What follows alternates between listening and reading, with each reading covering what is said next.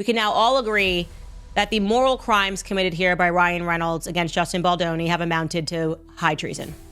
After having read through the amended lawsuit, Ryan absolutely must go home, and I have got some major scoops. I mean, everybody's talking because the sink is shipping and people want to get onto lifeboats.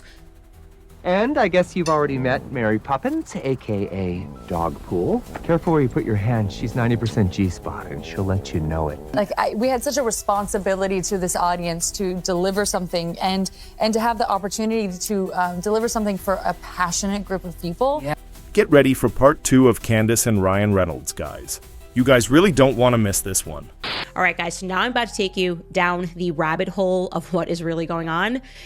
Basically, how everyone involved here is essentially strapped to a figurative and it's how they got here is a bunch of petty power trips. Real inside baseball. I mean, I have all the TT, and it is going to make you sick, which is why we should at first be reminded about the wellness company, okay? Okay, now for the Hollywood tea. First and foremost, you have to understand the PR players involved because that is crucial to everything that has happened here, okay? So I'm going to show you this. I put together this map for you, like a psychopath, okay? Wayfarer Studios, so this is the PR firms. Jones Work PR, which is headed up by Stephanie Jones, and under Stephanie Jones was a woman who was partner named Jennifer Abel, and they were representing Wayfarer Studios and Justin Baldoni at the beginning of this movie. Stephanie Jones is apparently the #1 PR person in Hollywood. She's also like a throwback to the culture where people want to be like devils, wear Prada. She's known to be mean. Business Insider did like a whole article on her past employees and how, you know, she makes jokes of like, I stay alive on Adderall and coffee. Like she's like a walking Vogue movie in her own brain, from my understanding and what I've read online about her. And so this is who they hired because they're best in the game. Then you have Vision PR, that's Leslie Sloan's company, and she reps Blake Lively and Ryan Reynolds. And then on the outside over there to the right, you have a woman named Melissa Nathan, who you've seen in this lawsuit. I could not find any photos of her other than that one, which was in the New York Times, but she was not involved. She's the crisis PR person that comes in later, okay? Here is what then happens, and this is very crucial.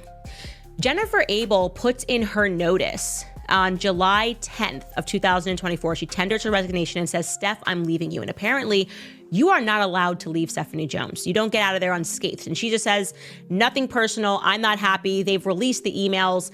I just don't want to be at this company anymore. But the problem is that Justin Baldoni and Wayfarer don't want Jennifer to leave. They're like, we want to go with you because they've established some sort of a relationship with her, okay? She is also friends with Melissa Nathan. Like they had developed a friendship over the year, I guess, like small world of PR. That's why the two of them are now being listed in this lawsuit against Wayfarer by Stephanie Jones. And they try to keep her happy, Stephanie Jones. And she's just like, you know what? I've prayed on this. I want to move on and do my own thing. And Wayfarer and Justin Baldoni say, you know what? We're out too. Like we're going to go with her and wait for her to establish her own thing, which she didn't do, I don't think, until this year. I couldn't find it. Anyways, we're going to move them over now because in Stephanie's mind, she's just been stabbed in the back by one of her employees. Okay. She's not happy about this. She's going, what's going on here? Why are you gone? Are you going to go join this girl? Melissa, she didn't, by the way. She did stay independent. Melissa does PR, but and Justin then hires Melissa for his crisis PR. So this is now the new team here that's dealing with everything. And to just show you how insane Stephanie maybe potentially is, you can see that she puts in her notice in July, referring to Jennifer Abel, puts in her notice on July 10th, and she says, I'm not going to leave until August 23rd. That's a long, pretty long time there, 6 weeks, whatever's required. And 2 days before she was about to leave on August 21st, this is in the filing, Stephanie Jones basically tells her that you are going to have to come into the office because, like I said, you don't survive if Stephanie Jones is angry, if she feels betrayed, and she is potentially going to burn you in Hollywood. That's the understanding from people that play inside baseball here. And the reason she can do this, okay, ready? Huge drop. Stephanie Jones is married to Jason Hodes. Now you're going, Candace, I don't know who Jason Hodes is. Jason Hodes is a senior partner at WME, okay? William Morrison Endeavor, the people that dropped Justin Baldoni Jason Hodes is a senior partner. That is him next to Tom Brady. Why? Because Tom Brady is his client. That's how big he is, okay? Big guy. And so this is why Stephanie is able to make these sorts of, allegedly make these sorts of threats of like, you know, you do what she wants so people know things could get bad for you very quickly. So you imagine Justin Baldoni walks with this Jennifer Abel and she's feeling like she's been betrayed. I don't know. I'm not suggesting that there was collusion between a married couple, but I am saying that I collude with my husband because we're a married couple. That's what I'm saying, okay? So how exactly does Stephanie decide to exact her revenge? Well, we don't know but anything other than the facts, which is again on August 21st, she calls Jennifer 2 days before she's supposed to leave amicably and forces her to hand over her phone, okay? She says that she's going to confiscate it, and I'll read you directly from the lawsuit. She says, on August 21st, 2024, 2 days before her last day, Abel pulls up to the Jones Work office in Beverly Hills. There, she is confronted by a physically imposing security guard, a lawyer sitting at a conference table covered in documents, an IT professional, and Jones's chief of staff who had flown in unannounced from New York. These people are nuts. I mean, apart from, because somebody just quit their job without people being crazy, like they're just demented in Hollywood. Anyways, it goes on. It says, apart from Jones's chief of staff, Abel had never seen any of them before. After being ushered into the conference room, Abel sees that the security guard is posted just outside its doors. Sorry to laugh, but like, they're all nuts. They're all insane in Hollywood. They don't know they're insane though. Blocking the exit. In a menacing and cold tone, the attorney points to documents and tells Abel to review and sign them. This is what I would imagine it's like leaving a cult. The attorney claims that Jones Work believes she had proprietary information on her personal laptop and will likely have grounds to sue if Abel does not allow them access. So it goes on and she basically says like, please, I've had this number since I was a kid. She's shell shocked. She wants to get out of there. She doesn't want to sign the document. She doesn't have anybody representing, telling her like that she had to hand this over, apparently. The attorney then presents Abel with a list of approximately 10 documents, accuses her of having access to them and stolen them. Abel denies having done so. The IT specialist conducts a search of her laptop, which again turns up nothing. So they think that she's colluding. I don't know what they think is going on, but you have to imagine that at the same time, Blake is starting to get bad press, okay? So I have seen this happen before. I kid you not, okay? When somebody leaves a company, people get kooky with their conspiracy theories about who they're potentially colluding with, okay? It's happened to me. And you really are like, hey man, like I just want to leave this company. And they're going, nope, this can't be it. You must be doing something. You must be doing something behind the scenes to try to spite me, because why would you want to leave me? I'm so great. This is like the Hollywood psychotic mentality. So they're going through her stuff. They're not finding anything in her stuff. They take her phone, and this is how magically Ryan and Blake end up with these text messages that they later doctor, which we are able to see in the full context later, that the New York Times later doctors to make people think that they were plotting against Blake Lively, when in reality, they were just laughing at the fact that as the crisis PR person, Melissa Nathan, and as the main PR person now, because they're walking with her, that they actually didn't have to do any work because people just didn't like Blake Lively. So it's like Steph from Jones Work, Steph Jones's narcissism.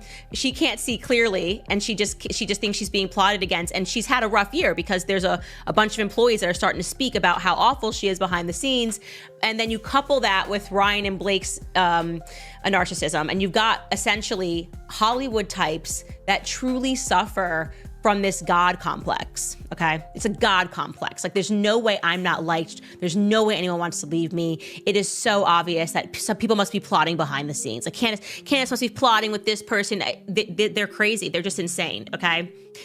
And now it's too late. You got the messages, and they're going to the New York Times. Now, let me tell you what Steph does not know, okay? Because when I got this, I was going, okay, this case is going to get insane, people, okay? So what Steph did majorly here, obviously, was I am seeing clearly here, like, she helped to get the civil complaint pieces out of text messages. That's how the messages got handed over. Whether she's going to argue that she had to hand them over, or like Ryan, whatever, I think my suspicion is these two were colluding, okay? Because neither could see past their own nose. But the potential blowback here for WME as a whole, essentially, you can't mess with me because I'm so-and-so, you can't mess with me because I'm so-and-so. Well, apparently because Ryan and Blake were immediately, as we saw in the filings, being litigious, being psychopathic, being crazy, trying to take over the film. I mean, the timeline reveals to us the first time that Ryan screamed at Justin Baldoni, first time he yelled at him, was when Justin Baldoni asked the trainer who Blake got for him, you know, how much does Blake weigh so that we can train for me to lift her up? And he showed that there was a scene where he's supposed to lift her up. He had like a double herniated disc thing. It's all documented. Like this guy was just literally trying to make sure that he lifted her in a way that wouldn't injure his back. And then when Ryan gets home from Wrexham, he's like, brr, brr, you asked how much my wife weighs to make sure you don't hurt your back. Don't you ever do that again. Like beta male stuff. Well, because they were being crazy early on in 2023, somebody, and I don't know who the person was, okay? Somebody advised everyone to record everything. Somebody had a gut instinct and said, we need to record everything because they were already being accused of things that weren't true, right? Ryan and Blake are insane. They're saying things that didn't happen. She's saying like he said sexy on set. He's like, I said sexy on set because you've said sexy on set and this is how you discussed wardrobe with me, so I thought it was okay. And like they already can see which way the wind is blowing, okay? So I don't know who gave this advice. I mean, they said record everything. So this is the reason why she didn't think the scene was recorded or she didn't think that it was on, like they were catching the audio and they have it, okay? This advice maybe came from Sony, maybe it came from the lawyers, maybe it came from PR, maybe it came from Steve Sarowitz, maybe it came from Justin Baldoni's wife who said start recording everything, okay? Who knows? But because the writing was on the wall early on, they wanted to leave nothing to Ryan and Blake's crazy ass, wild Game of Thrones, dragging, breathing imaginations. And they started recording everything. And I'm talking conversations with execs.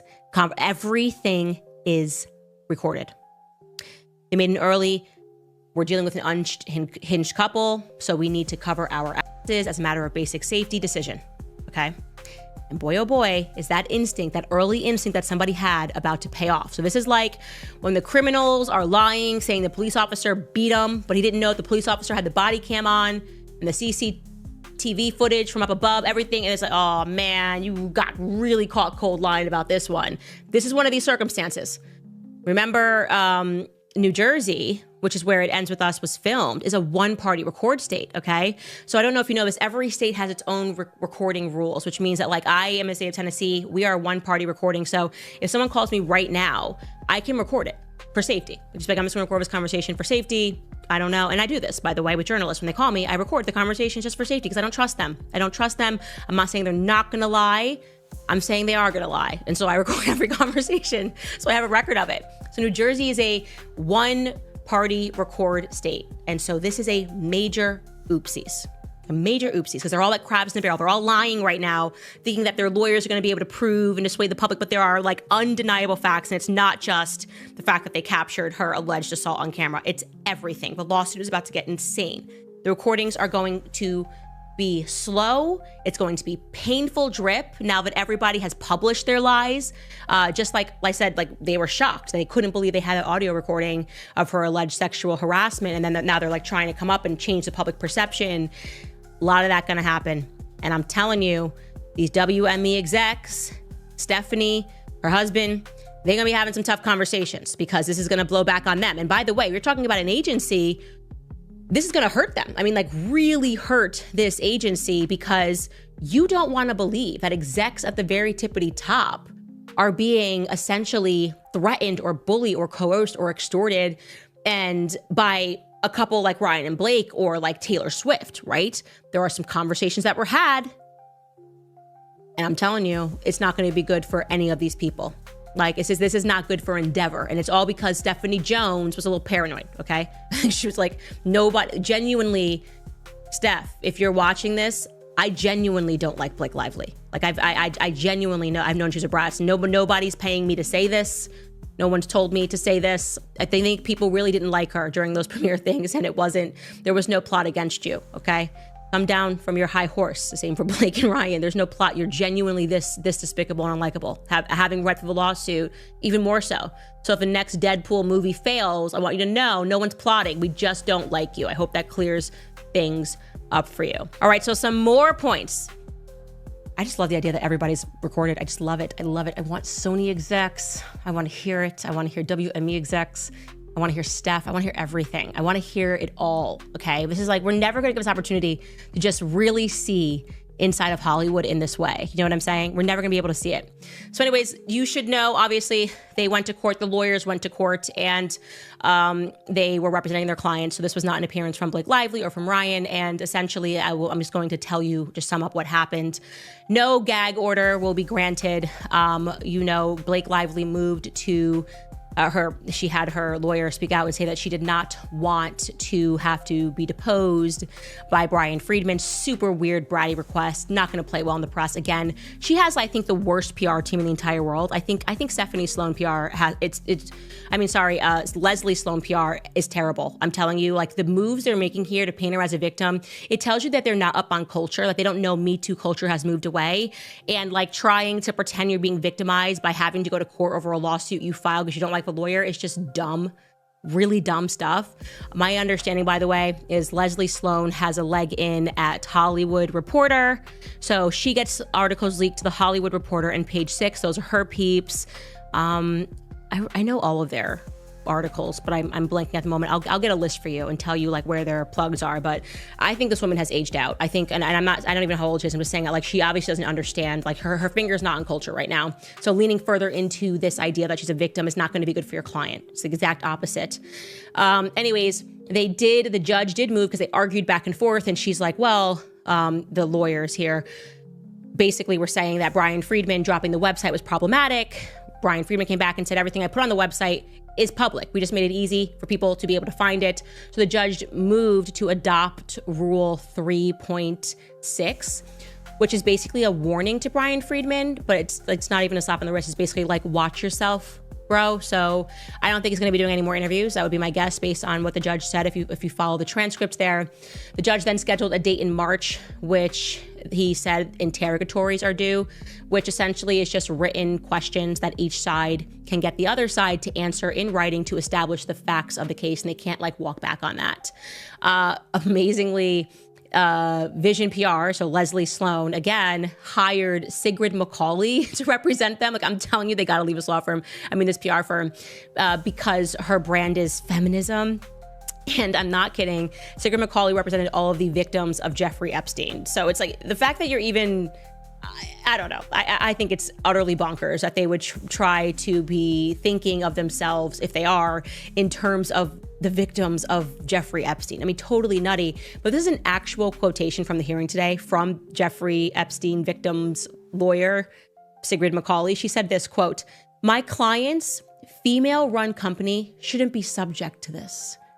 I'm not kidding. That's what she said about a deposition. She said, we don't want to have to sit for a deposition because it's a female-run company, which is just so pathetic. I'm so over the like, we're strong girls, but also like when we want to, we're little puppies. We shouldn't be subject to depositions. And when the lawyer was asking her if she was asking for a stay on depositions, then I guess Brian Friedman looks over and he's like, great idea. And I don't want Melissa Nathan to have to sit for a deposition either because she's a female-run company. And so it's just hilarious, okay? And so anyways, the judge concluded that no one would have to sit for depositions because Blake Lively's lawyer said that they may add more parties to the case, which is interesting. She said that there may be some more parties to the case, and the judge asked more questions about that. They said that they were going to try to get the parties to comply and agree to be parties, but if not, they may have to subpoena these individuals. And one thing they said that stood out to me was, quote, including people in the media who may have been paid. Okay, so that's Lively's lawyer saying that they're going to subpoena people in the media who may have been paid.